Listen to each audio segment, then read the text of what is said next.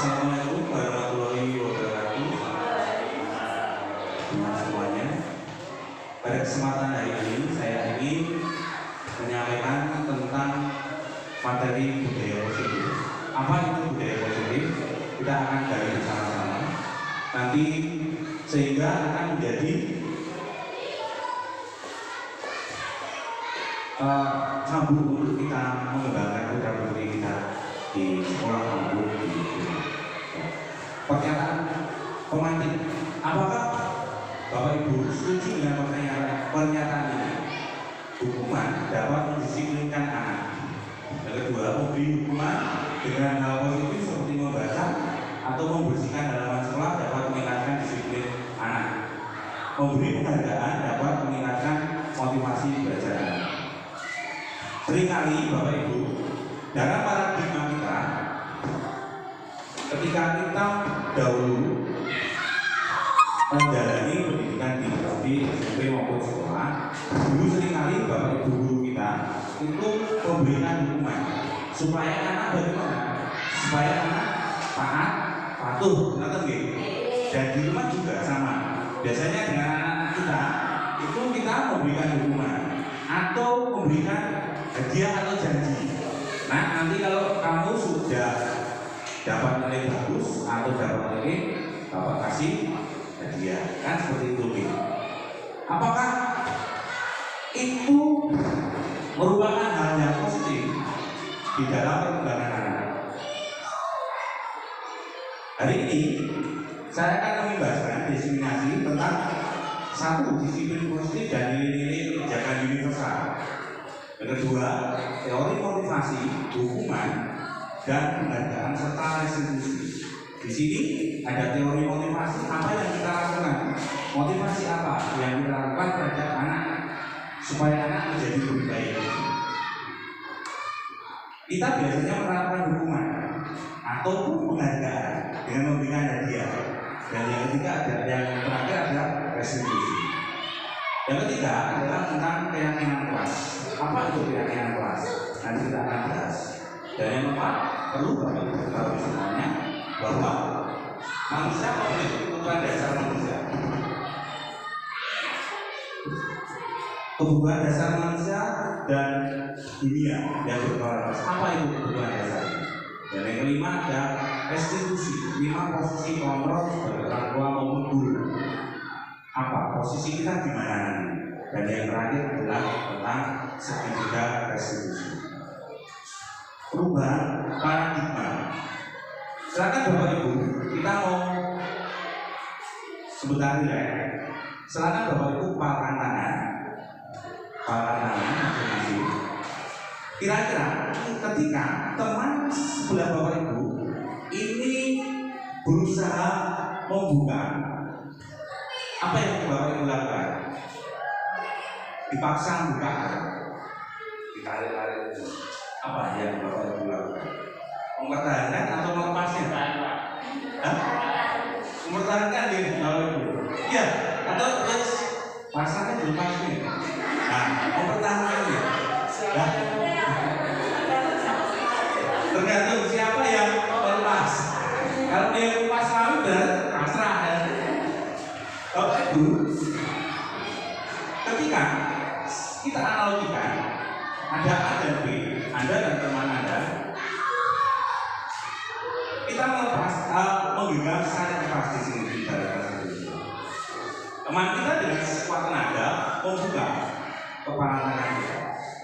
Bapak Ibu yang saya hormati, bahwa saat ini ilusi kita bahwa kita bisa mengontrol orang lain, bahkan anak kita sendiri, kita bisa kontrol dengan apa? Tadi memaksa membuka lagi. Padahal perlu Bapak Ibu ketahui bahwa anak itu memiliki kontrol tersendiri. Siapa yang bisa mengontrol tangan kita ini? Ya kita sendiri, bukan teman kita, bukan samping kita, tetapi diri kita sendiri yang mengontrolnya. Jadi perlu Bapak Ibu ketahui bahwa di sini perubahan paradigma ini perlu. Anak tidak bisa dipaksa. Karena adalah perubahan paradigma tentang teori kontrol dan teori Ilusinya seperti ini, Bapak Ibu. Ilusi guru mengontrol murid, guru memaksa murid.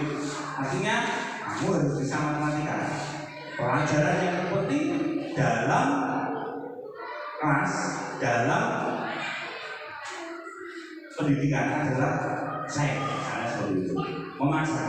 Ilusi bahwa tidak akan membuat orang merasa bersalah, dapat menguatkan karakter. Artinya gini Bapak Ibu. Biasanya kita memilih orang lain.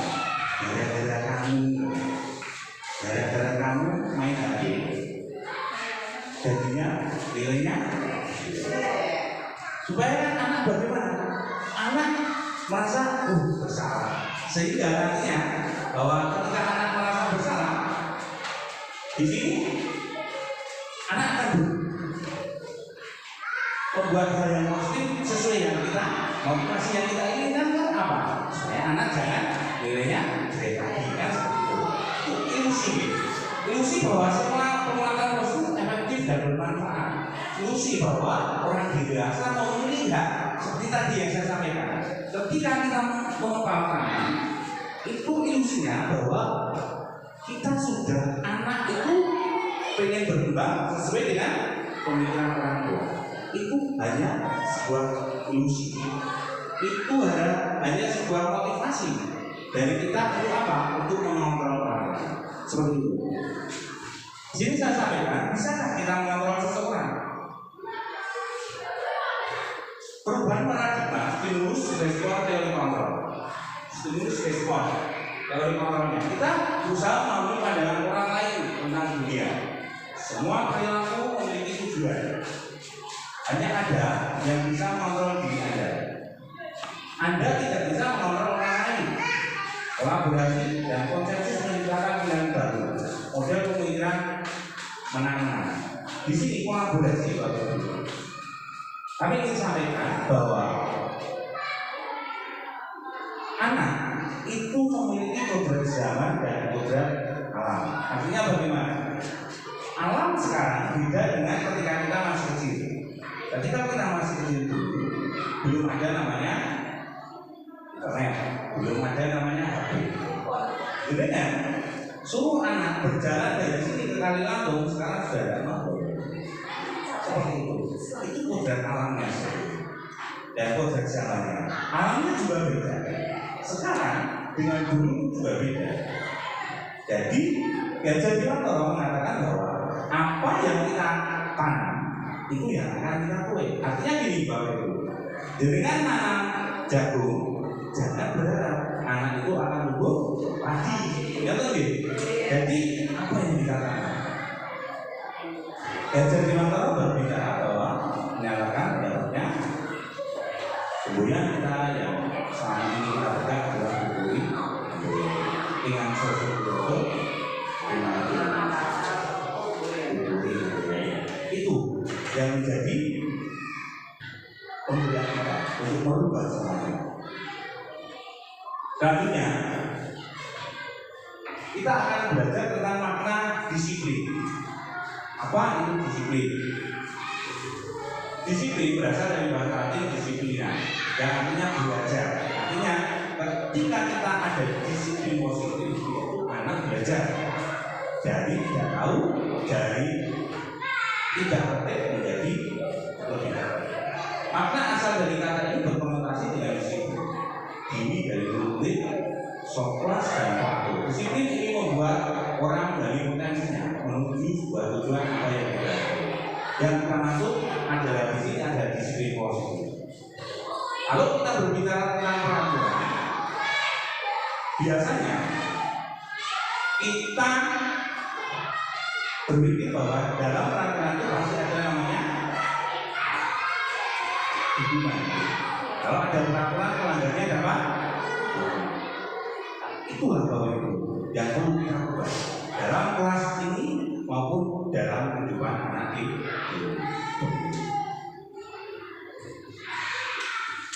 Maka kata disiplin sering berubah menjadi sesuatu yang dilakukan seseorang pada orang lain untuk mendapatkan kemampuan. Ini ada komunikasinya seperti ini, bahwa ketika kita berusaha mendisiplinkan tanpa ada kolaborasi, seringkali yang kita lakukan adalah memaksakan seseorang, merubah seseorang untuk mendapatkan kepatuhan. Kecenderungan umum adalah menghubungkan disiplin dengan ketidaknyamanan dari hukuman, bukan dengan apa yang kita hargai atau pencapaian sesuai tujuan yang mulia. Sebenarnya disiplin positif yang akan kita pelajari hari ini, yang akan saya sampaikan adalah bagaimana anak ini sadar akan potensinya, dia berubah sendiri. Apa yang harus kita lakukan? Tujuannya adalah untuk mendapatkan apa yang diajari atau kita yang masuk dalam profil pelajar Pancasila. Apa aja itu? Profil pelajar Pancasila yang diharapkan adalah: satu, beriman dan bertakwa, anak mandiri, bernalar kritis, berkebinekaan global, artinya tidak chauvinisme atau tidak memikirkan kedosannya sendiri, bergotong royong, membantu iman bagi yang belum bisa membaca, dibantu oleh teman. Dan yang terakhir adalah anak memiliki kreativitas. Bapak Menteri, Bapak Nadiem atau Mas Nadiem ini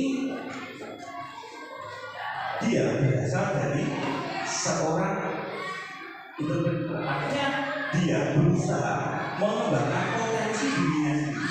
Dia membuat satu kebijakan di Indonesia, yaitu startup dengan membuat aplikasi Gojek, membantu orang. Waktu pandemi itu sangat dibutuhkan sekali. Orang tinggal pegang HP sudah dapat pesanan yang kita butuhkan. Kalau di kota seperti itu, kalau di desa menunggu Gojek bisa nih, tapi kalau nggak aneh. Ya, di sini apa yang telah saya lakukan untuk mengembangkan nilai-nilai kebijakan yang dicapai sesuai dengan apa yang diharapkan, yaitu profil pelajar Pancasila. Salah satunya di sini saya membiasakan anak-anak untuk tadi ini setiap pagi saya membiasakan anak-anak untuk berbelanja, yaitu untuk meningkatkan keimanan pahlawan kepada Tuhan Yang Maha Esa, supaya mereka melihat dengan pembacaan Asmaul Husna. Ini kebiasaan yang baru yang memang di kelas 4 ini saya mau mulai Bapak Ibu, supaya apa? Supaya pembiasaan ini nanti akan menjadi atau tertanam di anak, merubah anak. Artinya anak yang dulu sekarang lebih tahan, lebih berapa seperti itu. Selanjutnya, kegiatan kreatif dan kemandirian. Kita di SD Negeri 1 Kediri ini memiliki bantuan 15 unit Chromebook. Itu saya manfaatkan bagi anak-anak untuk apa? Untuk kita berkolaborasi membuat Canva presentation. Artinya anak-anak di kelas 4 ini kemarin saya berkolaborasi dengan Pak Rizky sebagai operator, bahwa anak-anak ini nantinya setiap anak mampu, tujuannya adalah mampu membuat atau mengoperasikan aplikasi yang ada di Google. Ini Chromebook Bapak Ibu. Jadi Chromebook ini didesain untuk membantu dalam pembelajaran. Biasanya selama ini kita masih gunakan untuk MBK, tetapi anak-anak di kelas 4 saya ajarkan untuk minimal nanti ketika di kelas 5 atau kelas 6 mereka bisa mengoperasikan yang namanya Chromebook apa aja yang ada di Google. Dan anak-anak sudah memiliki namanya akun belajar Edi. Jadi akun belajar Edi itu digunakan anak-anak sebagai media pembelajaran penyimpanan hasil karya mereka. Jadi saya mencoba di situ, aplikasikan itu.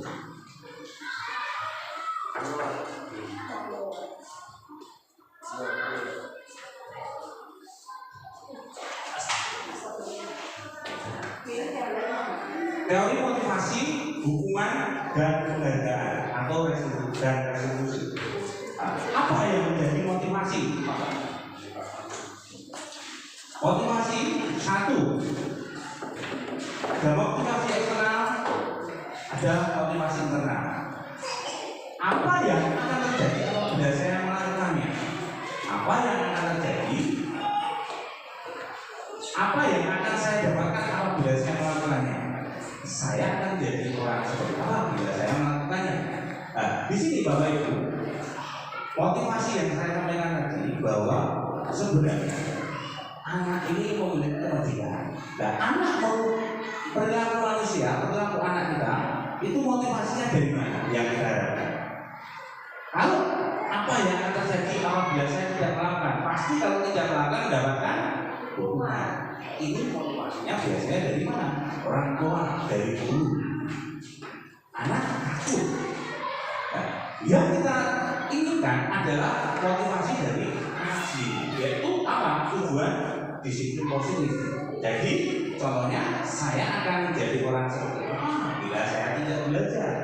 Saya akan menjadi seorang apa bila tidak melakukan sholat lima waktu.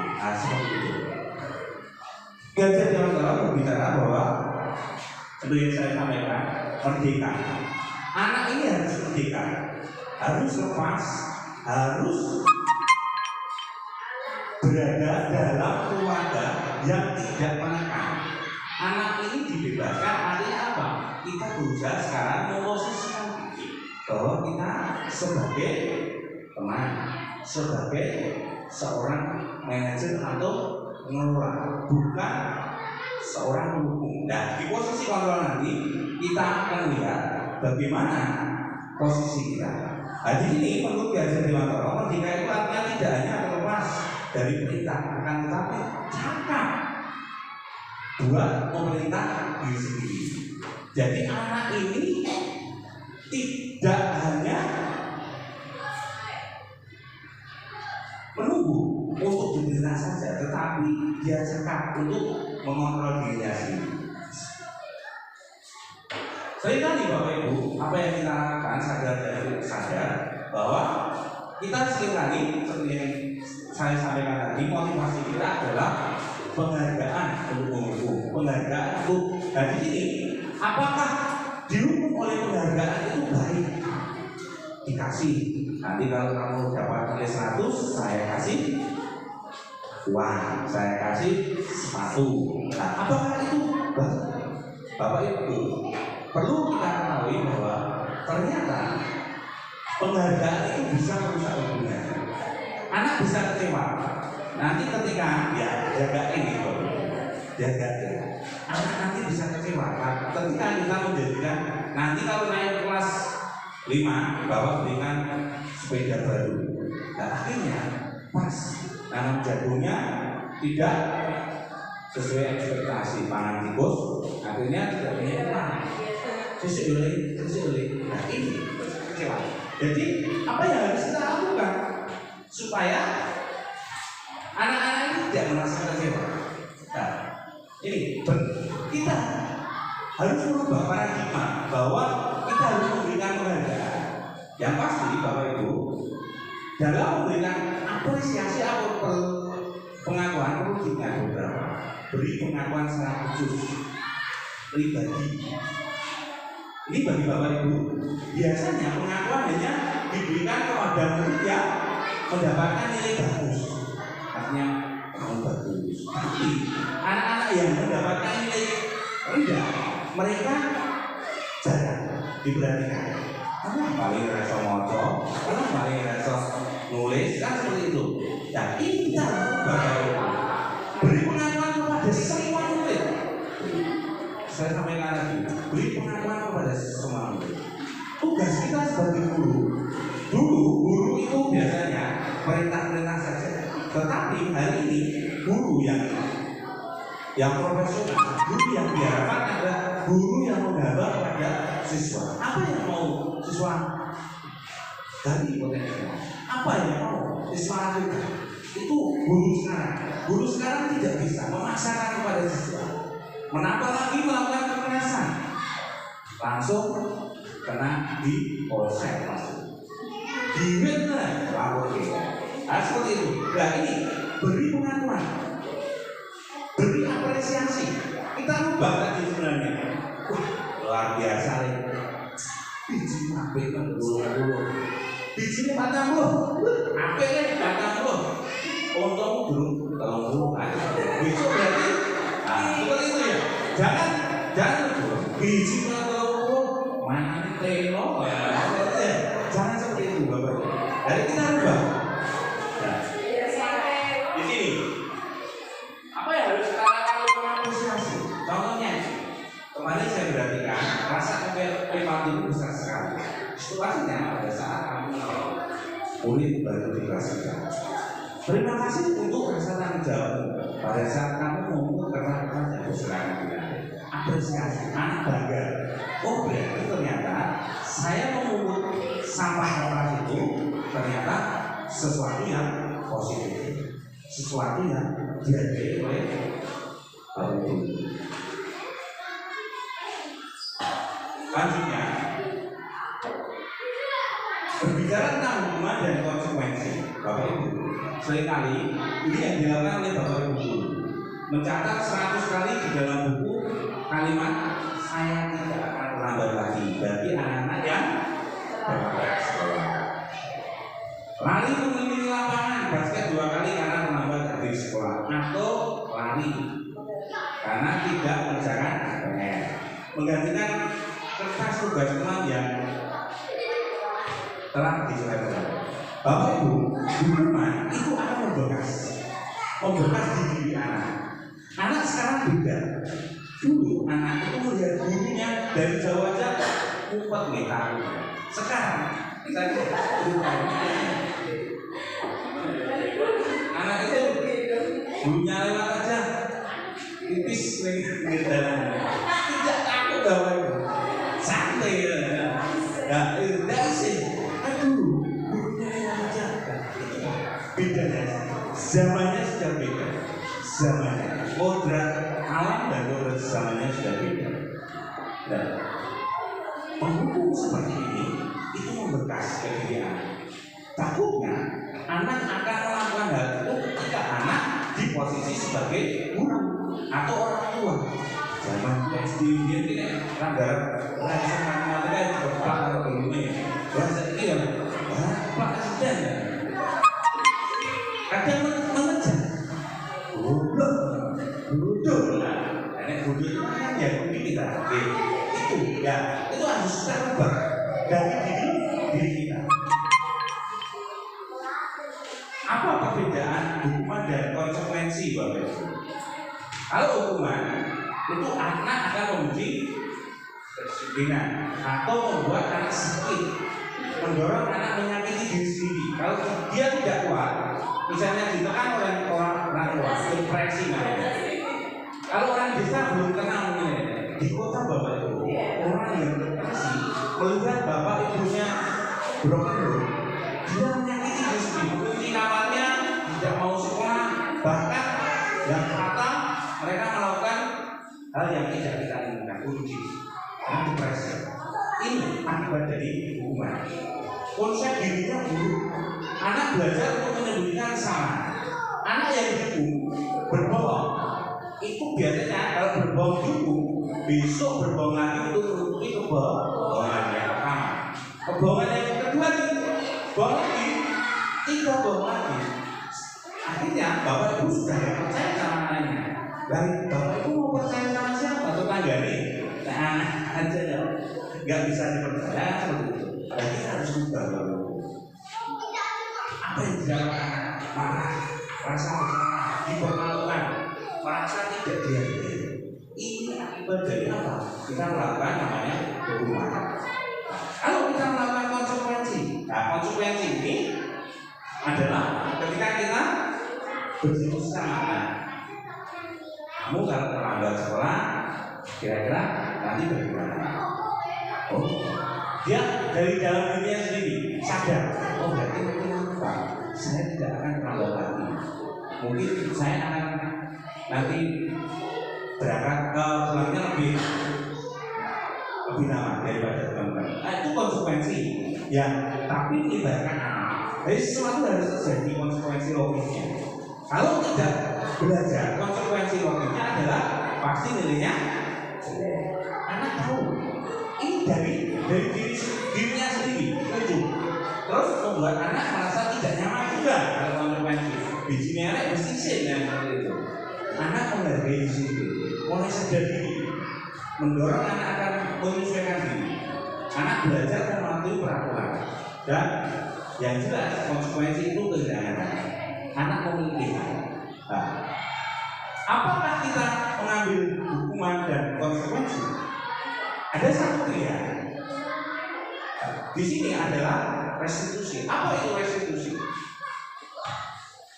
Restitusi adalah proses menciptakan kondisi bagi murid untuk memperbaiki kesalahan mereka, sehingga mereka bisa kembali pada kelompok mereka dengan karakter yang lebih kuat. Artinya gini Bapak Ibu, restitusi ini menciptakan kondisi bagi murid memperbaiki kesalahan mereka.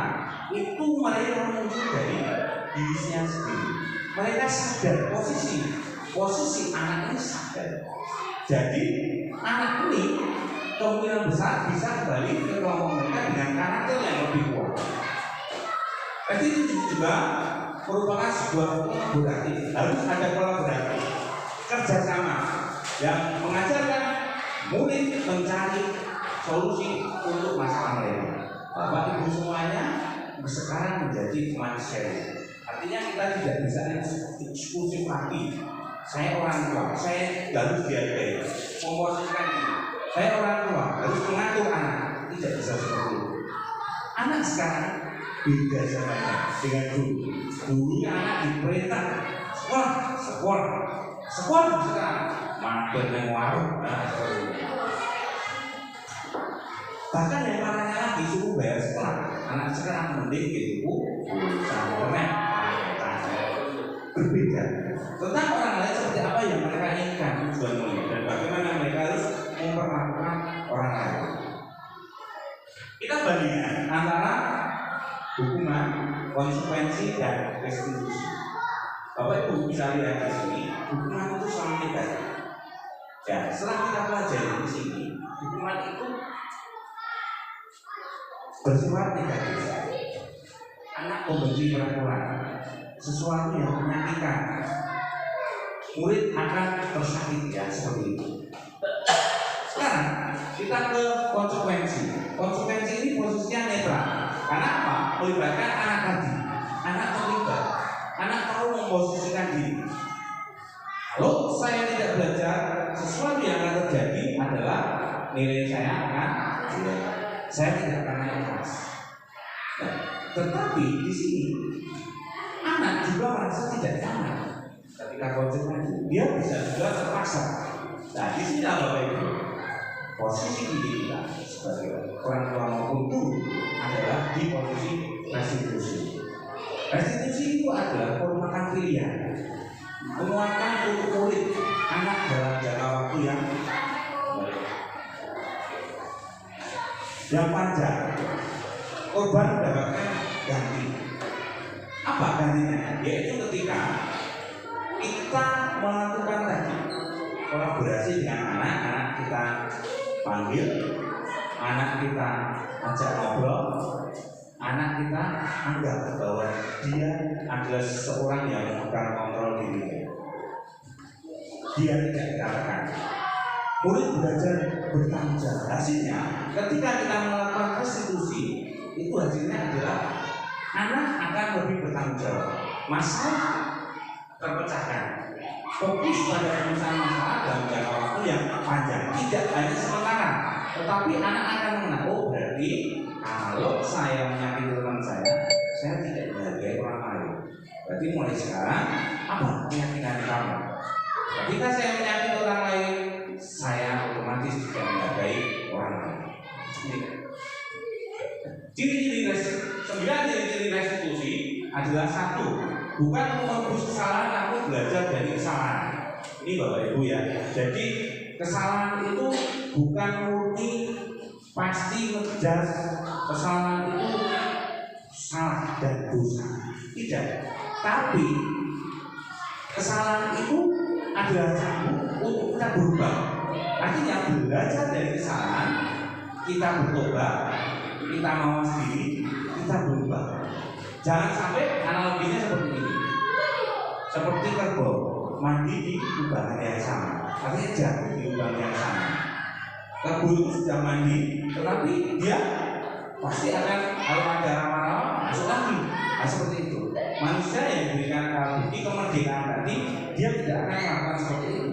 Putra putri panjenengan seperti tadi, sebenarnya di haknya itu ada kemerdekaan. Dia bisa mengelola diri. Yang kedua adalah memperbaiki hubungan. Yang ketiga di sini tawaran bukan pasangan.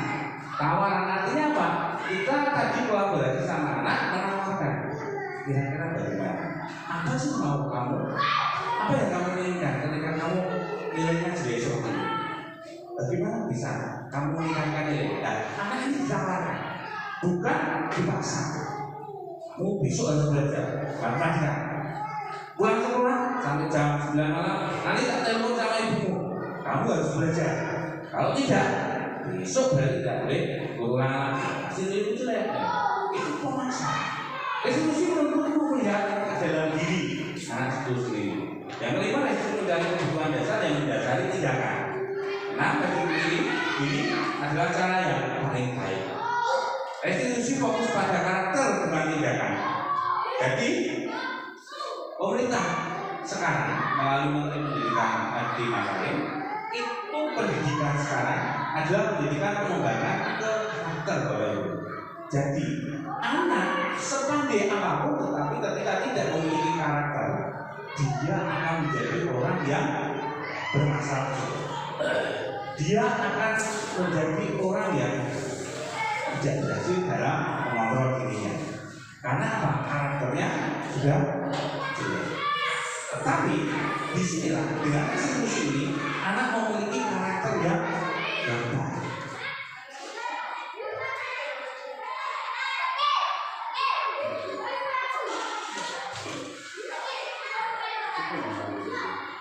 Restitusi fokus pada solusi. Restitusi kembalikan murid yang berbuat salah pada kelompoknya. Ketika saya belajar tentang restitusi ini, memberikan solusi ini, saya mengajak anak-anak untuk membuat keyakinan kelas. Kenapa harus keyakinan kelas? Kenapa tidak peraturan kelas? Bapak Ibu yang saya hormati bahwa anak sekarang ini ketika tadi yang saya sampaikan dipaksa, anak akan berubah. Ada yang berpikir bahwa peraturan ada itu harus hanya untuk dilanggar. Artinya ketika kita membuat peraturan yang banyak, pelanggaran justru semakin banyak juga. Karena menyesuaikan keseimbangan. Tetapi kalau kita tadi dengan kolaborasi dengan anak, membuat anak semakin awas diri, anak akan melihat, oh dia akan sadar dari dirinya sendiri, bukan dari orang lain. Keyakinan kelas. Apa itu keyakinan kelas? Jadi keyakinan kelas, hukuman dan penghargaan ini hal yang hampir mirip, tetapi sesuatu yang berbeda. Mengapa kita tidak membuat peraturan? Mengapa harus keyakinan kelas? Yang sampai saya sampaikan tadi. Mengapa kita memiliki peraturan tidaknya? Gunakan masker, cuci tangan, jaga jarak. Mengapa kita melakukan peraturan harus datang tepat waktu pada saat mengikuti pelajaran? Nah di sini Bapak Ibu, kita akan lihat peraturan kelas itu sikapnya hanya inklusif di kelas. Tetapi yang kita inginkan adalah hal yang lebih luas, yaitu tadi kesepakatan dari anak tentang keyakinan kelas. Yang apa yang kita dapatkan, yaitu adalah lingkungan kelas yang positif. Anak memiliki pemikiran yang positif dan endingnya adalah budaya positif lagi. Anak berubah dari dalam dirinya sendiri. Nah, di sini saya contohkan satu keyakinan kelas di SD Negeri 1 Bule, yaitu misalnya ini dari anak Bapak Ibu. Jadi ketika Bapak Ibu melihat di sebelah karena Bapak Ibu ada keyakinan keras, terus ada zona harapan di situ. Saya memposisikan diri anak-anak supaya di kelas 4 ini atau di murid di SD Indonesia ini tidak tertekan di dalam mengikuti setiap kegiatan yang ada di sekolah ini. Anak menuliskan datang tepat waktu, anak mengucapkan salam. Seperti yang saya sampaikan tadi, untuk meningkatkan iman dan takwa, kami mulai dengan asuhan, mulai belajar dengan berdoa dan mengaji dengan berdoa. Menjaga kebersihan sekolah, ini hal yang menarik bahwa di kelas 4 ini anak iuran sendiri, beli ranjang, beli ekran, beli sapu tiga, itu satu bagian saya. Tahu-tahu saya berangkat pagi, itu anak sudah mengumumkan uang. Pak, ini dapat uang 40.000. Dari mana? Dari 13 anak ini. Kamu bagaimana cara jabatnya ini? Mbak Kila yang sama Mas ya. Kami kurang Mbak. Ya karena nanti kalau kurang gimana Mbak? Ya kurang pasti bahwa Bapak masih nambah ini. Kami berjalan begitu sampai ke warung laksana. Akan warung aja buat berjalan. Dan akhirnya kami dapat. Jadi di kelas ini inventaris sendiri. Sabunnya kita karena itu dari anak. Inisiatif dari anak. Baik, itulah aktif. Mana aktif dalam belajar maupun kegiatan-kegiatan yang apa perbedaan peraturan dan keyakinan kelas? Nah, ini peraturan itu biasanya seperti mengatur, selalu kembalikan buku ke tempatnya. Keyakinan kelas adalah tanggung jawab. Tanggung jawab berarti setiap pagi Bapak Ibu di pojok itu ada pojok baca. Saya menyempatkan diri sebelum pelajaran dimulai 15 menit anak harus membaca. Kemudian nanti saya suruh anak ketika sudah selesai membaca, saya suruh menceritakan apa yang baca. Nah, buku-buku bacaan itu tentang buku cerita yang kami dapatkan dari perpustakaan. Salah satunya cerita tentang Mati Kuda, terus cerita tentang petani yang bersabar, nah seperti itu. Jadi ada nilai positifnya.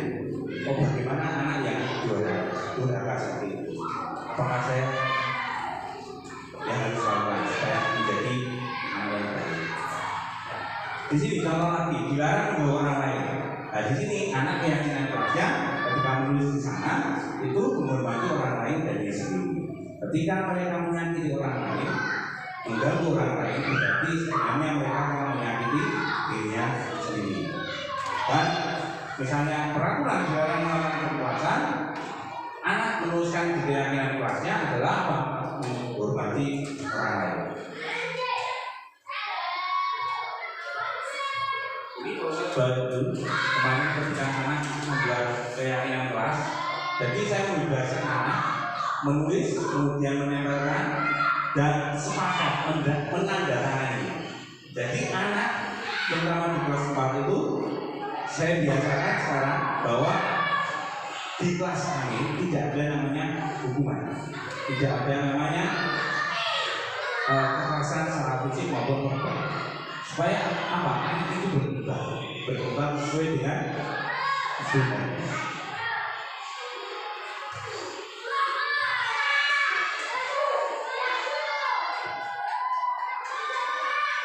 Kebutuhan dasar manusia. Bapak Ibu perlu diketahui bahwa manusia ini memiliki 5 kebutuhan dasar. Putra putri panjenengan, anak-anak di anak-anak siswa di SDN 1 ini memiliki 1 rasa cinta kasih, rasa memiliki dan dimiliki. Ini harus tumbuh dalam diri anak di kelas maupun di rumah.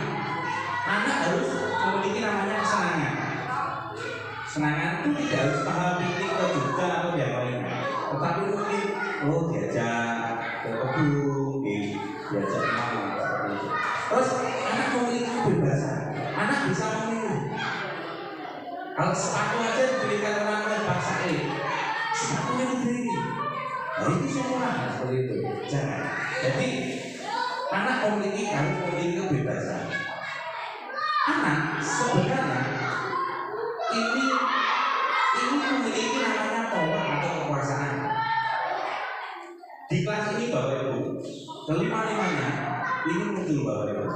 Saya contohkan beberapa anak-anak sini, dia berusaha mempengaruhi orang lain, tetapi hal yang bagus juga.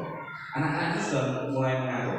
Kalau misalnya ada anak-anak yang masih di luar kelas, biasanya dia minta, ayo kita masuk ke pelajaran. Seperti itu. Jadi ini Bapak Ibu, kita harus sadar bahwa anak itu memiliki satu cinta kasih. Yang kedua, anak butuh namanya kesenangan. Anak butuh namanya kebebasan. Dan yang jelas anak juga ingin bertahan hidup. Dan itulah kebutuhan dasar. Kebutuhan dasar yang harus kita perhatikan. Selanjutnya di materi yang kelima adalah tentang pembelajaran posisi kontrol. Seperti yang saya sampaikan tadi, ada 5 posisi kontrol di mana kita berada. Sebagai orang tua maupun sebagai guru, posisi kita berada di posisi yang mana? Dan idealnya seperti apa? Ini posisi kontrol itu ada satu, peran kontrol itu penghukum, pembuat orang bersalah, sebagai teman, pemantau, dan manajer. Apakah manajer ini selalu orang yang misalnya kepala sekolah atau bapak atau orang yang berkuasa di lingkungan yang paling kecil, orang yang menganggap dia melakukan jawab. Kita lihat bersama-sama posisi sebagai penghukum Bapak Ibu.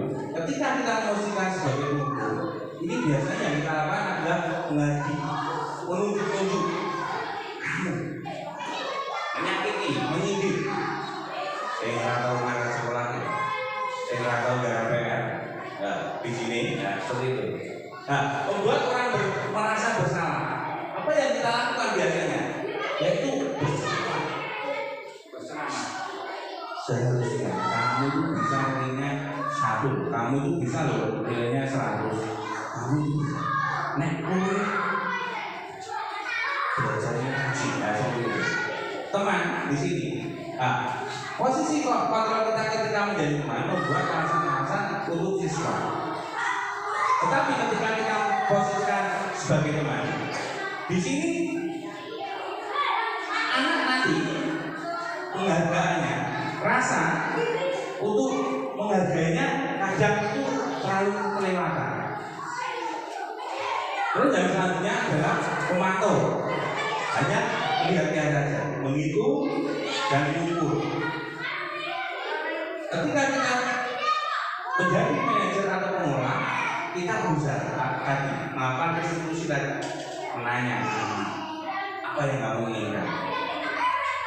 Kalau kamu melakukan itu, efeknya apa? Akibatnya apa? Nah, seperti itu. Hanya masih di bawah sekolah baru dan siswa meletakkan dulu di luar dunia berkualitas. Ketika kita menjadi penghukum, ketika kita membuat orang merasa bersalah, kita meletakkan dulu di dalam dunia berkualitas. Dan ketika kita menjadikan seorang manajer, kita meletakkan dirinya sebagai individu yang positif dalam dunia yang berkualitas.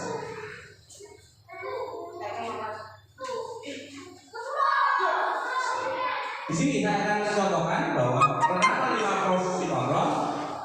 Ketika kita memposisikan diri sebagai penghukum, biasanya kamu tidak pernah benar melakukan menjudge. Terus ketika kita memposisikan diri sebagai teman, ayolah, jangan bikin malu Ibu. Kamu harus bersikap sopan loh di depan orang tua, di depan orang yang lebih tua. Ayo seperti itu. Ketika kita menjadi manajer, kita menawarkan bagaimana kamu bisa menyelesaikan masalah ini. Kamu tahu konsekuensinya, terus kira-kira bagaimana? Kita memposisikan diri di sini.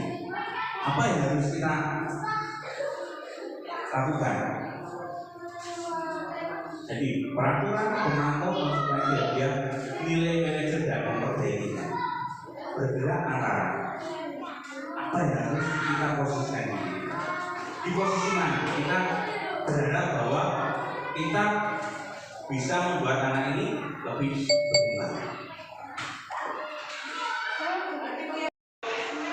Waalaikumsalam, Sisi. Dan Sisi.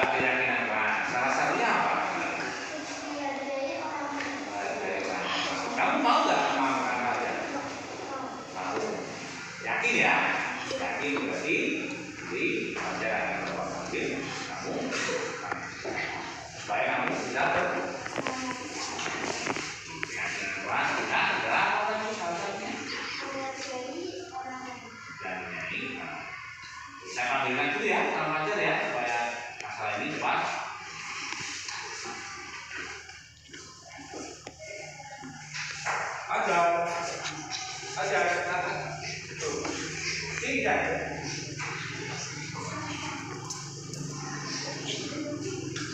Nih, ajar tadi kamu menunjuk bukunya Mbak Rizky. Kamu mau minta maaf? Oh, jangan minta maaf. Ya, itu ya. Jadi kalian nanti tetap menjadi jadi jangan ulangi lagi ya. Itu ya. Terima kasih. Ini tiga orang ini yang menghiasi perasaan. Akila, Fajar, sama Rea. Memiliki sebagian berbeda-beda saling mengisi.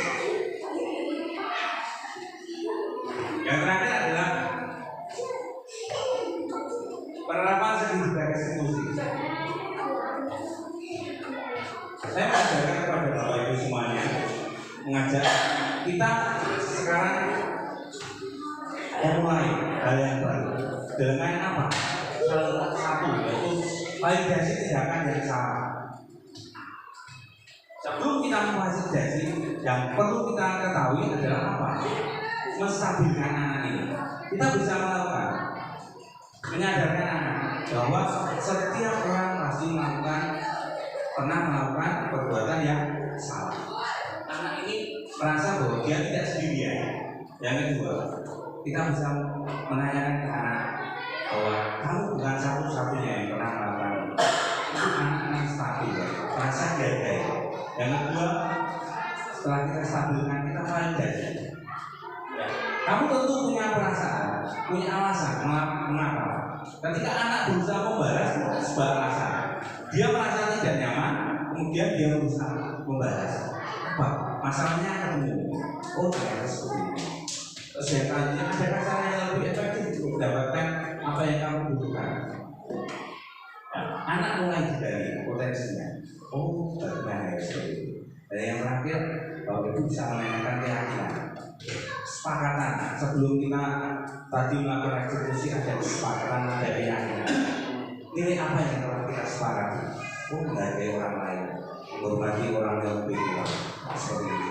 Kamu ingin menjadi seorang yang seperti apa? Nah, di sini Bapak Ibu, Bapak bisa lihat untuk membuat anak yang merasa gagal karena berbuat salah menjadi posisi yang bingung. Satu, stabilkan identitas tadi. Bapak Ibu mulai bertanya, Bapak Ibu mulai berkata, berbuat salah itu hal yang manusiawi. Tidak ada manusia yang sempurna di dunia ini. Bapak Ibu juga pasti pernah membuat salah. Kita pasti bisa menyelesaikan masalah ini. Yakin pasti bisa. Bapak Ibu tidak tertarik untuk mencari tahu siapa yang benar, siapa yang salah. Ini merasa dihargai. Posisi identitasnya mulai stabil, tertarik untuk menyelesaikan masalah. Kalau kamu menyalahkan dirimu sendiri terus-menerus, apakah kamu bersikap baik pada dirimu sendiri? Dan ini posisi kita sekarang, kita berusaha untuk apa? Yang pertama adalah menstabilkan ketika anak mengalami masalah. Yang kedua, yang kita lakukan adalah validasi. Kamu bisa saja melakukan yang lebih buruk, tapi kamu tidak melakukannya. Artinya apa? Anak bisa membalas dia. Kamu bisa melakukan hal yang lebih buruk, tetapi kita validasi tindakannya. Tetapi Bapak bangga, Ibu bangga, kamu tidak melakukan hal yang lebih buruk dari teman. Kamu pasti bisa punya alasan mengapa melakukannya. Nah, ini di sini masalahnya terpecahkan. Oh, tanpa kita tanya yang salah siapa, yang benar siapa, anak sudah mengatakan masalahnya seperti ini. Kita menanyakan apa yang penting bagi kamu sekarang, apa yang setelah kejadian ini, apa yang anak-anak ini lakukan. Yang ketiga, yang setelah sudah kamu boleh tetap berusaha menjaga sikap itu, tapi tambahkan sikap yang lain. Dan seterusnya, maukah kamu belajar cara yang lain untuk mendapatkan yang kamu butuhkan tanpa harus membatas atau memukul. Apakah kamu bisa melakukan dengan lebih baik anak oleh sadar? Dan yang terakhir adalah menanyakan tentang keyakinan. Guru atau orang tua bisa berkata bahwa apa nilai yang kita percaya di kelas atau siswa kita, nilai-nilai universal kebijakan yang telah kita sepakati. Bagaimana yang kelas yang ideal? Kamu ingin menjadi anak yang seperti apa? Taat sama orang tua, rajin atau seperti apa? Apa yang kamu rasakan ketika kamu melakukan itu? Kamu ingin menjadi seorang seperti apa? Itu berbeda. Jadi hal yang perlu kita pelajari.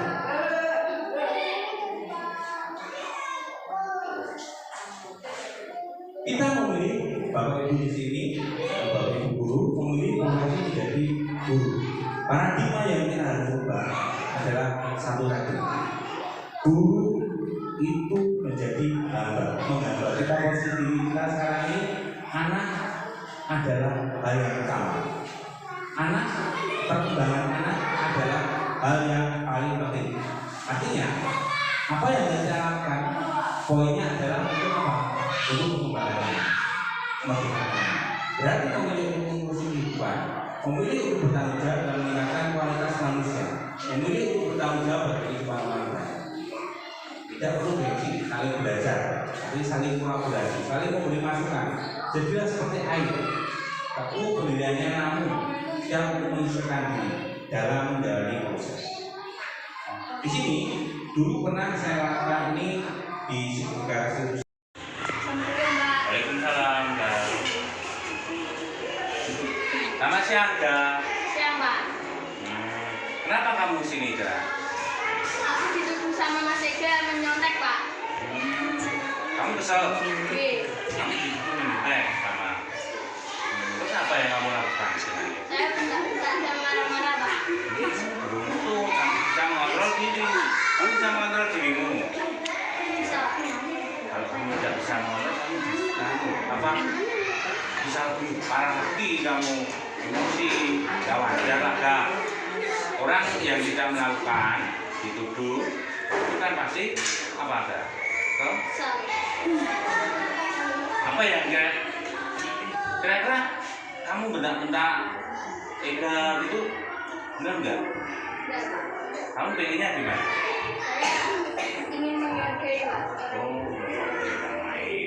Keyakinan kelas kita yaitu apa tadi? Menghargai orang lain.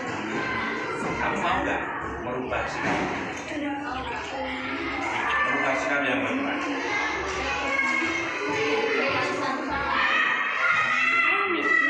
kita ubah bersama-sama ya. Nanti kamu bisa berbuat lebih. Jadi kamu sekarang masih malu ya? Kamu mau menghargai Ida lagi? Nanti minta maaf ya sama Ida ya. Bagus ya. Bagus juga. Kamu masih kesel nggak? Ya, kalau gitu nanti kamu ubah ya. Seperti itu ya. Itu ya. Terima kasih. Bulan panen itu ada prosesnya. Nah, kami guru itu sekarang memposisikan diri bahwa kami itu harus memastikan anak ini berkembang kreatif, memiliki karakter yang baik. Salah satu usahanya adalah kami melakukan hal yang saya sampaikan tadi. Tetapi kami tidak bisa lepas dari bantuan pendidikan sekolah. Kami mengundang saat ini Bapak Ibu untuk materi ini supaya Bapak Ibu bisa terlibat. Artinya dalam hal ini kita berkolaborasi memastikan anak didik kita nanti berkembang sesuai dengan apa yang kita harapkan. Karakternya sesuai apa yang kita inginkan. Demikian. Nah, saya buat buka ruang bagi Bapak Ibu mungkin yang tadi menyimak dan ada pertanyaan-pertanyaan yang bisa disampaikan, saya silakan. Saya buka ruang untuk bertanya. Monggo.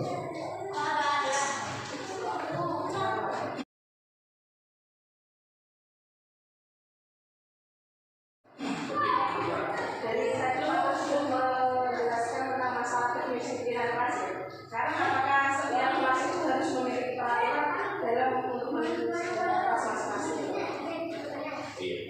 saya jawab ya.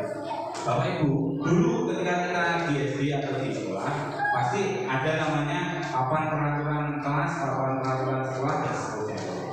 Tetapi setelah saya mendapatkan materi ini, peraturan itu bagi pelanggar peraturan itu pasti otomatis dia kena namanya hukuman. Dan hukuman tadi yang saya sampaikan, hukuman itu tidak akan membuat anak jerat. Anak yang bajunya dikeluarkan ketika dihukum lari di lapangan, dia tidak akan. Dia kadang malah apa? Anak ini cari perhatian. Oh, benar, teman buku latihan ya. Ngapain juga kan? Sama-sama dari kalangan dan selain itu mobil. Seperti itu.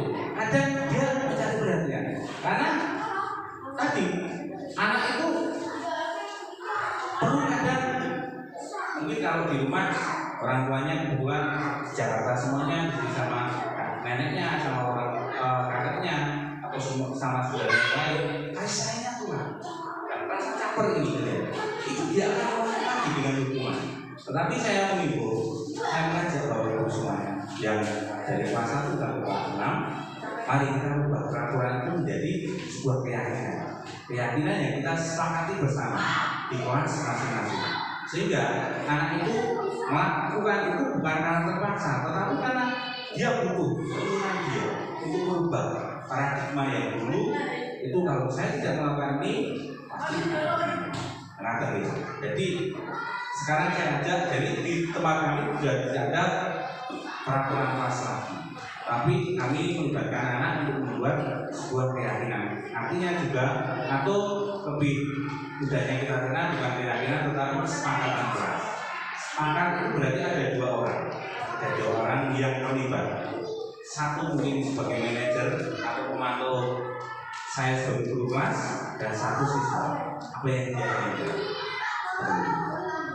Ibu, ada yang lain? Oke, Pak. Ini yang bagus sekali untuk juga kita semua. Baiknya ini mungkin kita sebagai orang tua ini bisa menjadi pemandian dari Anisol ini mungkin bisa di-print, kemudian kita semua orang bisa belajar dan bisa untuk mengingatkan terus, karena mungkin kita dengan sebuah yang lain akhirnya ilmu yang bagus ini akhirnya mungkin ada yang lupa dan melakukan tadi hal-hal yang mengajar tadi bisa diberi. Kalau mungkin bisa di mungkin bisa dilakukan, kalau mungkin dicetak mungkin bisa jadi itu ya, nanti mungkin PPT ini akan saya kasih di poin-poin yang tertentu, jadi nanti bisa saya berikan ke guru dan teman-teman. Jadi kita belajar bersama-sama, artinya kita mengembangkan potensi anak ini supaya berkembang sesuai dengan apa program anak sendiri. Mungkin ada yang lagi? Lagi?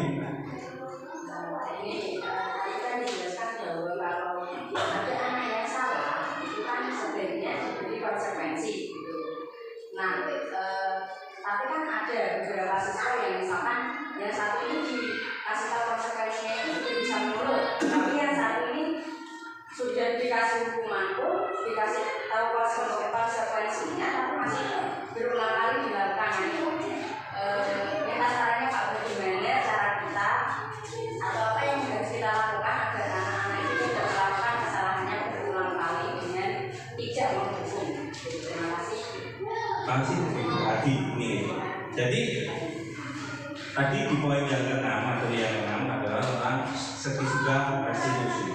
Artinya Bapak Ibu, sebelum kita melakukan segitiga restitusi, tadi membuat peraturan-peraturan di kelas kita masing-masing menjadi sebuah keyakinan. Atau di rumah bahkan bisa.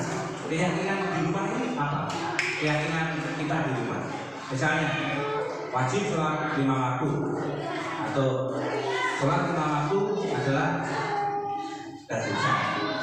Nah, seperti itu anak ketika ini menjadi peraturan, Anak mungkin kadang-kadang juga tidak akan mengerti, tapi ketika kita rubah menjadi keyakinan di rumah atau di kelas kita bahwa mendekatkan diri dengan Tuhan setiap hari, nah seperti itu. Ini kesepakatan.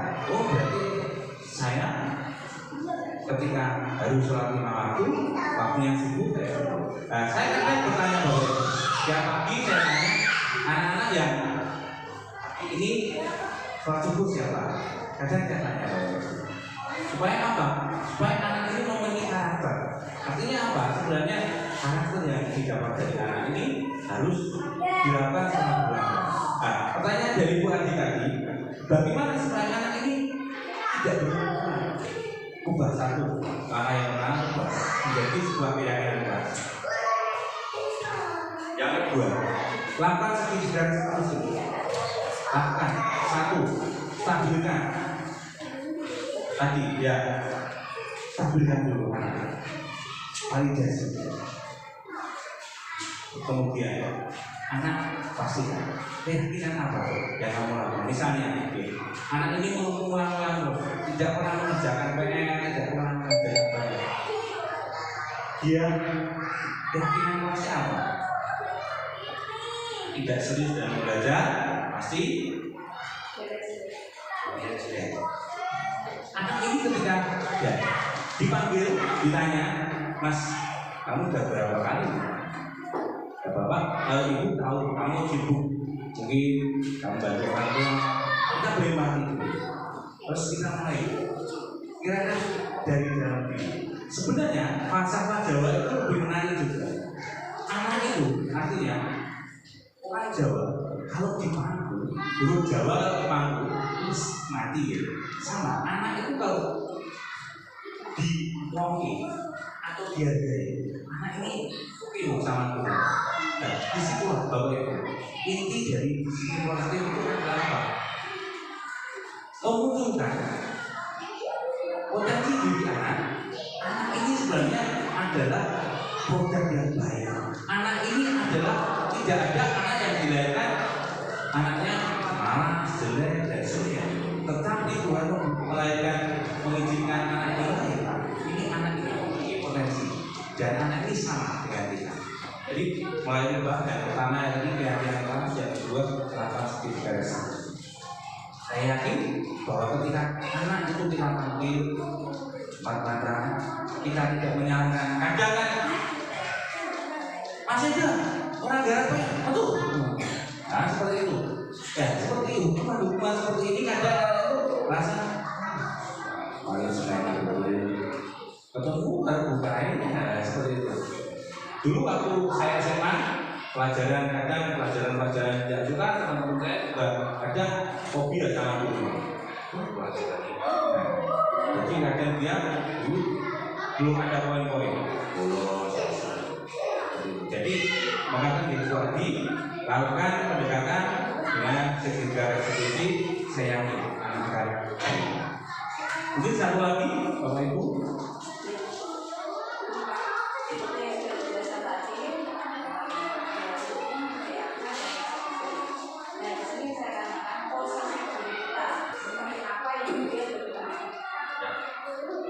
Bagi pendidik maupun bagi orang tua ada 5 posisi pilihan.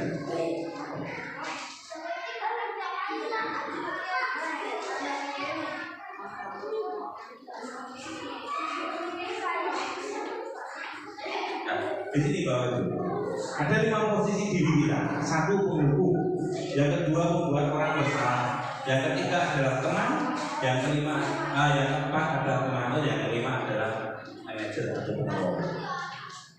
Penghukum jelas negatif. Di sini anak akan merasa dalam arti membekas. Dulu waktu saya kecil itu saya pernah diajak sama orang tua, dia membekas. Takut saya nanti kalau hal itu dilakukan sama anaknya satu balas dendam. Jadi kadang di dunia senior dan junior itu seringkali kadang ada yang namanya pembalasan, perpeloncoan gitu. Senior Dulu karena junior, ketika dia jadi junior, dia diajar sama seniornya. Sama ketika dia jadi senior sekarang, ada junior yang sama. Hukum. Yang kedua adalah membuat orang merasa bersalah. Ini juga konsekuensinya negatif. Anak merasa minder. Guru, bapak dari gawean, lain rezeki, seperti itu. Nah, anak yang kuat, misalnya seperti saya, cuek, tapi kalau anak ini tidak kuat, dia minder, kemudian dia tidak mau bersosialisasi lagi. Dia bahkan mau bermain juga tidak mau. Karena apa? Ya karena tadi masa bahwa saya sudah jelas, saya yang paling bersalah akibat gratifikasi. Kalau posisi teman, posisi teman ini sebenarnya ada bagusnya juga. Tetapi perlu Bapak Ibu ketahui ketika kita memposisikan diri sebagai teman, itu kadang anak, makanya sekadang seorang guru itu posisinya jangan seperti teman sebaya.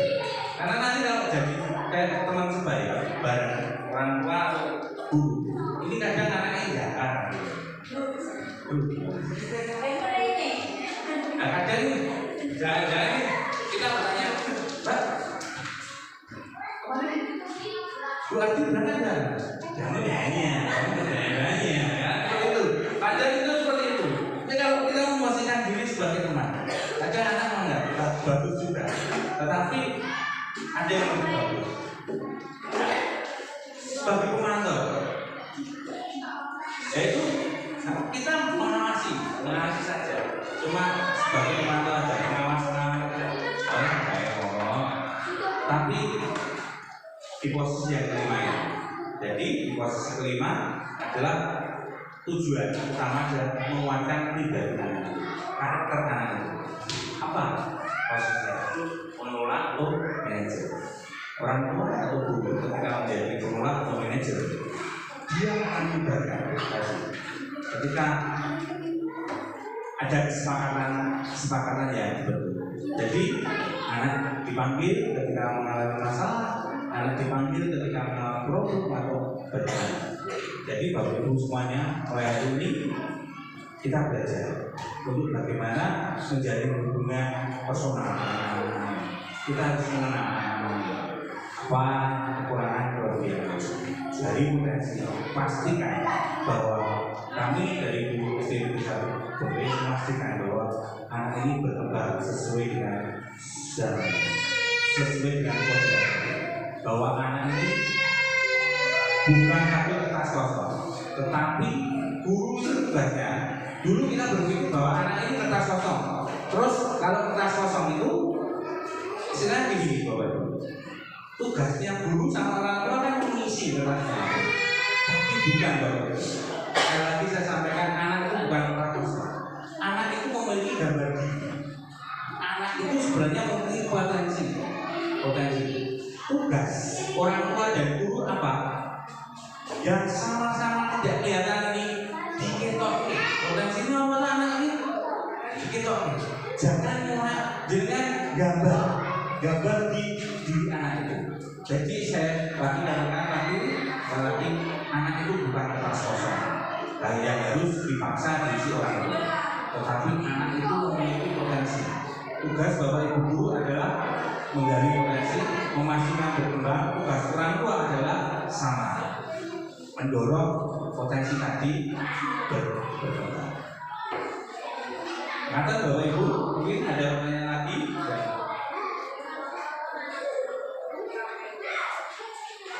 Sebelum saya menutup, saya sampaikan ada program-program khusus di kelas 4 Bapak Ibu. Jadi saya sampaikan bahwa kami kebetulan diberikan kesempatan untuk mengikuti program Tumbuh Penggerak. Saya harapkan dengan ketika saya mengikuti program ini akan bermanfaat bagi pendidikan di SDIP 1 Bengkulu.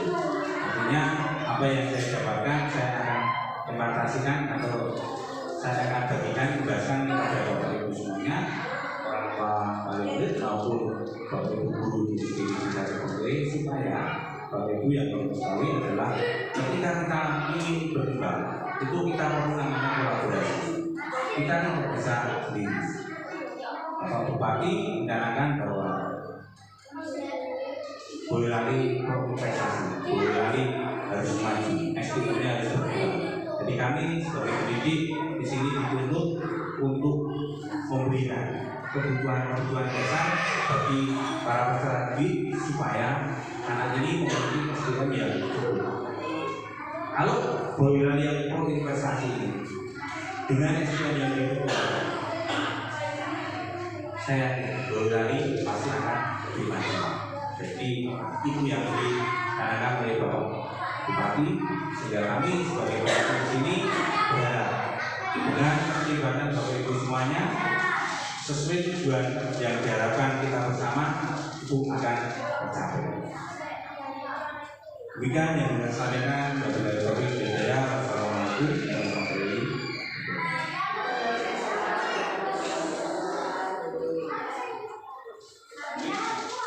Ada yang sampaikan di luar topik ini Bapak? Silakan Bapak Ibu di Bupati.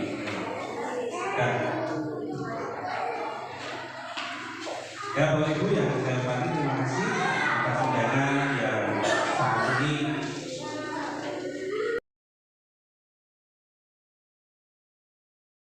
Seperti yang Bapak kemarin sampaikan bahwa hari ini kita akan membuat namanya apa? Keyakinan? Keyakinan apa? Keyakinan kelas. Nanti kalian Bapak beri kertas ini, kalian tulis ya. Kalian tulis apa keyakinan kelas yang kamu inginkan. Ya, contohnya adalah di depan ini. Bisa contohnya datang tepat waktu, mengucapkan salam dari kebersihan sekolah, berdoa sebelum dan sudah kegiatan aktif dalam pembelajaran. Ada pertanyaan enggak? Silakan ditulis ya kertas ini ya. Dikasih nama.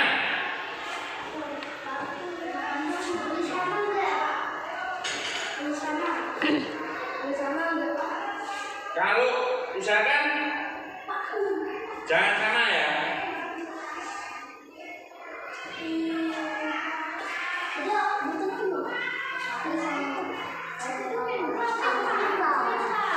Silakan ditulis dulu.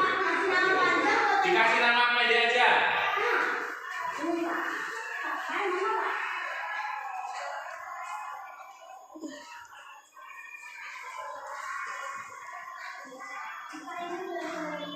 Ya, jangan salah ya namanya itu yang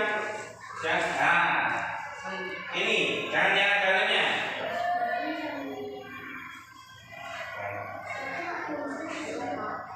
Ya, silakan ditulis dulu.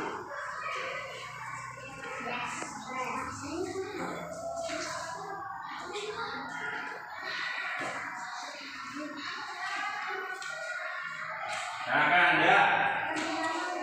Dikasih nama.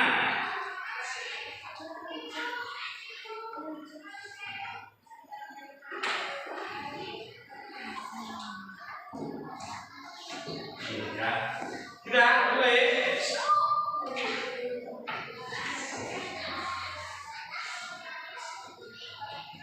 Apa enggak?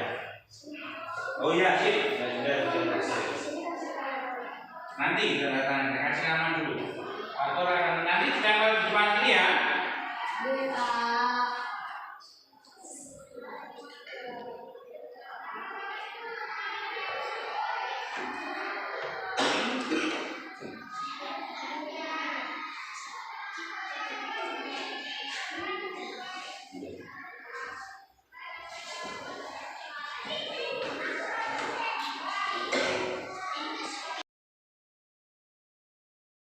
Keyakinan kelas saya lebih mandiri dan nyaman. Terima kasih.